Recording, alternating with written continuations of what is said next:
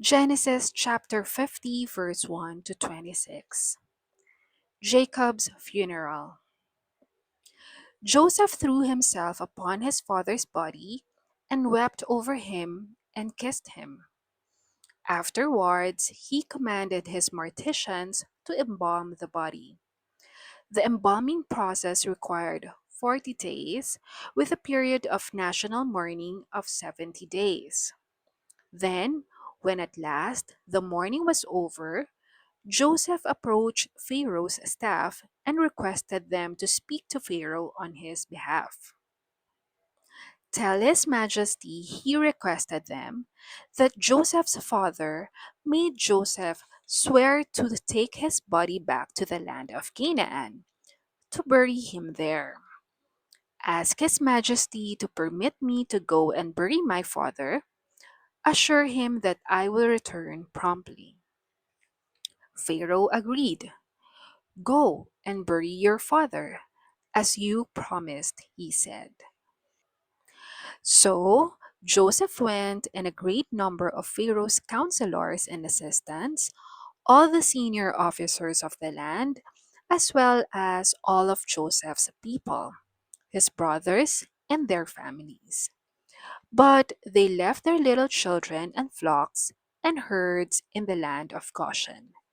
So, a very great number of chariots, cavalry, and people accompanied Joseph. When they arrived at Atad, meaning threshing place of brambles, beyond the Jordan River, they held a very great and solemn funeral service, with a 7-day period of lamentation for Joseph's father.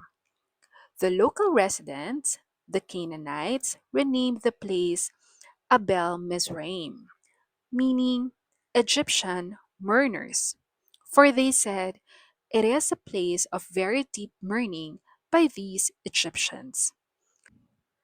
So his sons did as Israel commanded them, and carried his body in the land of Canaan and buried it there in the cave of Machpelah, the cave Abraham had bought in the field of Ephron the Hittite, close to Mamre. Joseph's brothers are afraid. Will Joseph get even with them? Then Joseph returned to Egypt with his brothers and all who had accompanied him to the funeral of his father. But now that their father was dead, Joseph's brothers were frightened. Now Joseph will pay us back for all the evil we did to him. So they sent him this message. Before he died, your father instructed us to tell you to forgive us for the great evil we did to you. We, servants of the God of your father, beg you to forgive us. When Joseph read the message, he broke down and cried. Then his brothers came and fell down before him and said, We are your slaves. But Joseph told them, Don't be afraid of me. Am I God to judge and punish you? As far as I am concerned, God turned into good what you meant for evil. For he brought me to this high position I have today so that I could save the lives of many people. No, don't be afraid. Indeed, I myself will take care of you and your families. And he spoke very kindly to them, reassuring them. Joseph dies. So, Joseph and his brothers and their families continued to live in Egypt. Joseph was 110 years old when he died. He lived to see the birth of his son Ephraim's children and the children of Machir, Manasseh's son who played at his feet. Soon I will die, Joseph told his brothers.